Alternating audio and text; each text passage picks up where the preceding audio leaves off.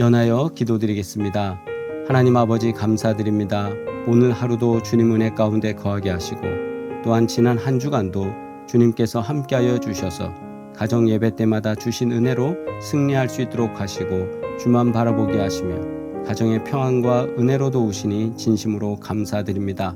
하나님, 오늘도 드려지는 예배 속에 주의 은혜가 임하게 하여 주옵시고 주님께서 말씀하여 주셔서 우리가 힘을 얻고 주님 뜻 안에서 생활하는 귀하고 복된 은혜를 누릴 수 있도록 주님 함께하여 주옵소서. 간구하며 예수 그리스도의 이름으로 기도드리옵나이다. 아멘. 할렐루야. 하나님의 은혜와 평강이 함께하시기를 간절히 바랍니다. 주님께 예배드리는 주만 예배의 시간입니다. 우리가 사순절 기간 동안 가정 예배 드릴 때 하나님께서 은혜와 평강으로 함께하시고 도우실 줄 믿습니다. 오늘은 누가복음 9장 51절로 56절 말씀 받겠습니다. 함께 합독하십니다. 예수께서 승천하실 기약이 차감해 예루살렘을 향하여 올라가기로 굳게 결심하시고 사자들을 앞서 보내심에 그들이 가서 예수를 위하여 준비하려고 사마리아인의 한 마을에 들어갔더니 예수께서 예루살렘을 향하여 가시기 때문에 그들이 받아들이지 아니하는지라. 제자 야고보와 요한이 이를 보고 이르되 주여, 우리가 불을 명하여 하늘로부터 내려 저들을 멸하라 하기를 원하시나이까. 예수께서 돌아보시며 꾸짖으시고 함께 다른 마을로 가시니라. 아멘. 누가복음 9장 51절로 56절의 말씀을 바탕으로 예수님께서 예루살렘을 향해 단호히 나아가신 결단을 중심으로 십자가를 향한 순종과 사명의 길을 묵상하고자 합니다. 그래서 오늘 말씀은 예루살렘을 향해 가신 예수, 십자가를 향한 결단이라는 제목으로 함께 은혜 나누겠습니다. 우리가 사순절이라고 할 때 예수님께서 십자가를 향해 걸어가신 길을 따라가는 시간이다, 보통 그렇게 말하죠. 이 길은 결코 쉬운 길이 아니었고 영광의 길도 아니었습니다. 오히려 멸시와 고난, 죽음을 향한 순종의 길이었습니다. 오늘 본문 누가복음 9장의 말씀도 전환점이자 예수님의 공생애가 본격적으로 십자가를 향해 진행되는 시작점입니다. 즉 십자가를 향해 간다는 것, 예수님이 죽음을 준비하면서 이제 사명을 완성하기 위해 나가신다는 것을 의미하면서 또한 많은 결단과 고백이 있는 발걸음이다라는 것을 우리는 알고 있습니다. 누가복음 9장 51절 이렇게 시작합니다. 예수께서 예루살렘을 향하여 올라가기로 굳게 결심하시고, 헬라어 원문을 보면 그의 얼굴을 굳게 하셨다라고 직역하는 게 더 정확하다고들 말합니다. 이는 단순한 방향 설정이 아니라 그의 마음, 즉 마음의 자세와 결단의 강도를 표현할 때 이 얼굴이 굳게 하셨다라는 건 강한 의지의 표현이다라는 겁니다. 그래서 예루살렘은 예수님께서 태어나신 곳도 또 처음 사역을 시작한 곳도 아니지만, 그러나 예수님은 그곳을 향해 나아가십니다. 그곳에는 수많은 종교 지도자들이 있었고 또 예수님을 잡아 죽이려고 하는 사람들이 기다리고 있었습니다.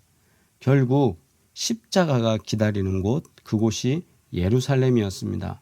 그 길은 고통의 길이고 죽음의 길입니다. 그런데 예수님은 그 길을 기꺼이 선택하셨습니다. 이 사건 속에서 예수님께서 단지 하나님의 아들로서 권능만을 보여주려고 하신 것이 아니라 고난의 길을 자원하신 순종의 종, 아버지의 뜻을 따라가는 아들로서 그 순종의 모습을 드러내고 있습니다. 우리가 사순절 속에서 우리 이 본문을 통해 예수님의 결단과 그 마음을 함께 느끼기를 바랍니다. 또 오늘 말씀은 단지 예수님의 사역 방향 전환 이것만 알려주는 것이 아니라 이 시점부터 누가복음 속에서 예수님이 어떠한 마음으로 이 길을 가셨는지, 그 길을 따르는 제자들은 어떤 태도를 가져야 하는지를 강조하고 있습니다. 오늘 본문 속에서 예수님의 결단과 제자들의 반응 그리고 주님의 교훈을 우리가 찾아보겠습니다. 아울러 우리는 질문합니다. 오늘 우리는 예수님의 길을 따르고 있는가? 나의 신앙은 예수님이 걸으신 그 결정된 길, 고난의 길, 그것과 연결되어져 있는가? 또 사순절은 이 질문들을 계속 또 우리가 묵상하면서 우리가 예수님의 결단을 따르는 참된 제자의 삶을 살아가는 우리의 삶이 되기를 바랍니다. 먼저 십자가를 향한 결단입니다. 얼굴을 고정하신 주님 이렇게 표현했는데요. 51절 함께 묵상합니다. 예수께서 승천하실 기한이 차감해 예루살렘을 향하여 올라가기로 굳게 결심하시고 아멘. 누가복음 9장 51절에서 누가복음 전체에서 매우 중요한 전환점, 우리 계속 말씀드리죠. 전환점, 그것이 나타났습니다. 이전까지의 내용이 주로 갈릴리 지역에서의 사역이었다면 이제부터는 예루살렘을 향해 나아가는 여정의 시작이 됩니다. 그리고 이 여정은 곧 어떻게 된다고요? 십자가의 고난과 죽음으로 이어지는 여정입니다. 이런 길은 그 누구도 가고 싶지 않을 겁니다. 그러나 예수님은 이 길을 가시는 겁니다. 본문 속에서 예루살렘을 향하여 올라가기로 굳게 결심하시고, 여기서 굳게 결심하시고라는 것은 에스테리센 토 프로소폰, 이래서 그 얼굴을 고정시켰다라는 의미입니다. 이 말씀은 구약에서 하나님의 종들이 사명을 향해 나아갈 때, 하나님의 사명을 받고 그 말씀에 순종하면서 나아갈 때 나타나는 표현으로 이사야 50장 7절에서 내가 내 얼굴을 부싯돌같이 하였으므로 라는 표현과 연결됩니다. 부싯돌같이 했다. 아주 딱딱하게, 굳게, 확실하게. 그죠? 예수님의 이 결단은 단지 물리적인 이동, 이 동네에 있다 저 동네 가고 이런 것이 아니라 삶의 방향과 목적에 대한 완전한 순종의 표현입니다. 예수님께서는 그 길을 갈 때 그 길에 무엇이 있는지 알고 계셨습니다. 환영이 아니라 저항입니다. 영광이 아니라 십자가입니다. 생명이 아니라 죽음이 기다리고 있었습니다. 그렇지만 예수님은 그 길을 선택하셨습니다. 오늘날 우리의 신앙은 얼마나 결단이 있는가, 어떤 결단을 하고 살아가는가 돌아보아야 합니다. 우리의 믿음의 여정에서 종종 편안함을 추구하고 위험을 피하기도 합니다. 유익을 따라 방향을 바꾸기도 합니다. 그러나 예수님은 하나님의 뜻이 있는 곳이 곧 자신이 가야 할 길임을 분명히 우리들한테 보여주고 있습니다. 그러므로 사순절은 내 얼굴의 방향을 다시 고정하는 시간이 되었으면 합니다. 나의 눈은 어디를 향하고 있는가? 편안한 자리인가? 십자가의 자리인가? 그리고 예수님은 이 상황 속에서 십자가가 있는 예루살렘을 향해 얼굴을 고정하셨습니다. 우리도 예수님의 길을 따라야 하는 줄 믿습니다. 두 번째, 제자의 오해와 배제, 거절당한 주님, 거절하려는 제자들 이렇게 되는데 52절로 54절 말씀 봅니다. 사자들을 앞서 보내심에 그들이 가서 예수를 위하여 준비하려고 사마리아인의 한 마을에 들어갔더니 예수께서 예루살렘을 향하여 가시기 때문에 그들이 받아들이지 아니하는지라. 제자 야고보와 요한이 이를 보고 이르되 주여 우리가 불을 명하여 하늘로부터 내려 저들을 멸하라 하기를 원하시나이까. 예수님은 예루살렘으로 가시기 위해 사마리아 지역을 지나가려 했습니다. 조금 더 빨리 가시기 위한 거죠.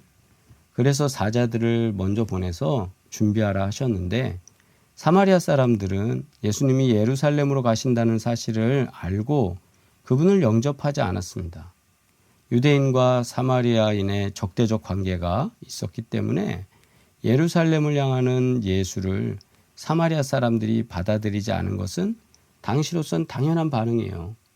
자기네 동네 지나가는 걸 원치 않습니다. 그리고 유대인들도 그쪽으로 지나가지 않고 돌아서 갔었죠. 이 상황 속에서 제자 야고보와 요한은 놀라운 반응을 보입니다. 주여, 우리가 하늘로부터 불을 명하여 저들을 멸하게 하기를 원하시나이까. 이는 구약의 엘리야 선지자가 하늘에서 불을 내려 대적을 태워 죽인 사건을 떠올리게 합니다. 그들은 예수님이 메시아라면 당연히 이 거절에 보복하실 것이라고 생각한 거죠. 아니, 감히 어떻게 메시아가 가는 길을 가로막어 이 사마리아 지역 사람들, 요 동네 사람들 불로 그냥 싹 다 태워 죽이시지요. 이런 마음으로 야고보하고 요한이 화가 나서 말을 한 겁니다. 그런데 이 상황에서 예수님은 이들의 생각과는 정반대로 반응을 보이셨습니다. 예수님은 그들을 꾸짖었어요.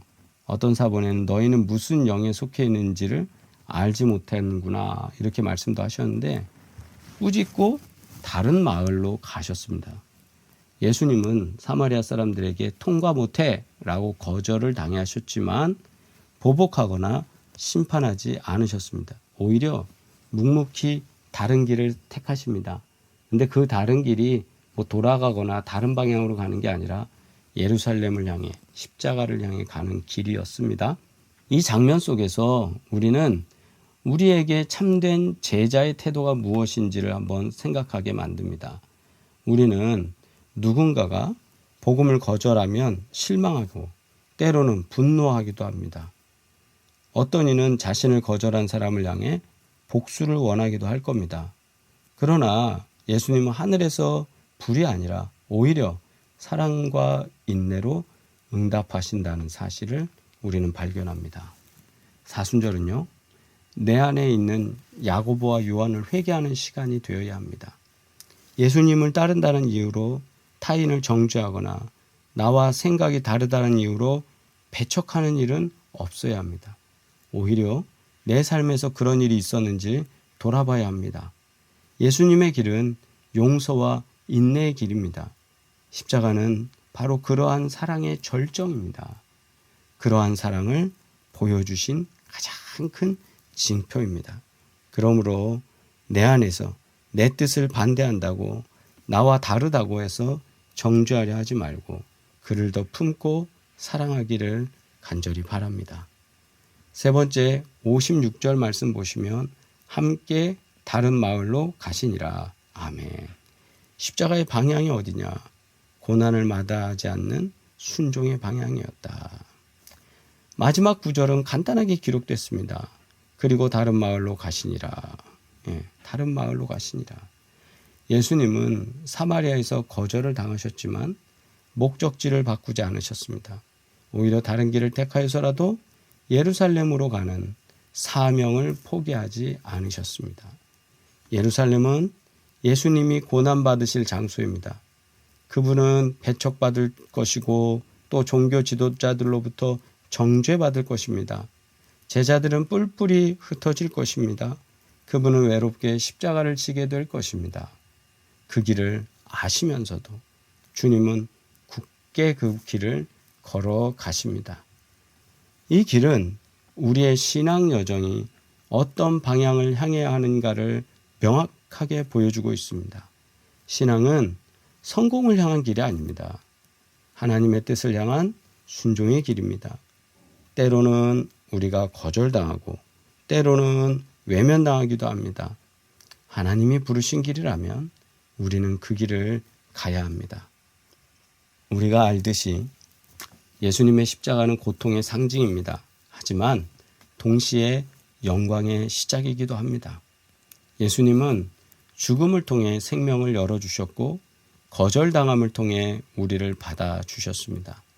예수님의 길은 패배처럼 보였지만 부활로 완성된 길이었습니다. 승리의 길입니다. 사순절은 예수님의 방향으로 내 발걸음을 다시 맞추는 절기입니다. 내 인생의 목적은 무엇입니까? 나는 어떤 사명을 향해 살아가고 있습니까? 예수님의 결단 앞에서 오늘 나의 마음도 다시 새로워지기를 소망합니다. 예수님께서는 예루살렘을 향해 얼굴을 고정하시고 그 길을 걸어가셨습니다. 그곳에는 십자가가 기다리고 있었고 그 길은 죽음을 향한 길이었습니다. 그러나 예수님은 한치의 흔들림도 없이 그 길을 끝까지 걸어가셨습니다. 왜 그렇게 하셨습니까? 바로 우리를 사랑하셨기 때문입니다. 사마리아 사람들은 예수님을 거절했습니다. 제자들은 분노하며 심판을 외쳤지만 그러나 예수님은 오히려 그들을 향해 인내하셨고 다른 마을로 돌아가셨습니다. 사랑은 심판보다 강합니다. 인내는 보복보다 깊습니다. 그리고 바로 그 사랑과 인내가 십자가를 통해 완성되는 줄 믿습니다. 오늘 우리는 어떤 방향을 향해 살아가고 있습니까? 혹시 나에게 불리하거나 고통스러운 일은 피해가고 있지는 않습니까? 예수님의 방향을 향해 다시 걸어가기 바랍니다. 내 안에 모든 자기 뜻을 내려놓고 하나님의 뜻을 향해 굳게 결심하는 시간이 되기를 바랍니다. 사순절의 참된 의미는 주님의 고난에 참여하는 것입니다. 그리고 그 고난은 방향을 바꾸는 것에서 시작됩니다. 예수님처럼 이제 우리도 예루살렘을 향해 얼굴을 고정합니다. 그곳에 고난이 있어도 그 길의 끝에 부활의 역사가 있는 줄 믿습니다. 부활의 기적을 바라보며 오늘도 예수님께서 걸어가신 그 길에 예루살렘을 향한 그 길에 우리의 얼굴을 고정시키기를 바랍니다. 함께 주님 가르쳐 주신 기도 드리겠습니다. 하늘에 계신 우리 아버지여, 이름이 거룩히 여김을 받으시오며 나라가 임하시오며 뜻이 하늘에서 이루어진 것 같이 땅에서도 이루어지이다. 오늘 우리에게 일용할 양식을 주시옵고 우리가 우리에게 죄 지은 자를 사하여 준 것 같이 우리 죄를 사하여 주시옵고 우리를 시험에 들게 하지 마시옵고 다만 악에서 구하시옵소서. 나라와 권세와 영광이 아버지께 영원히 있사옵나이다. 아멘. 하나님의 은혜와 평강이 함께 하시기를 간절히 바랍니다. 우리 다음 시간에 또 예배를 통해 만나겠습니다. 평안하시기를 바랍니다.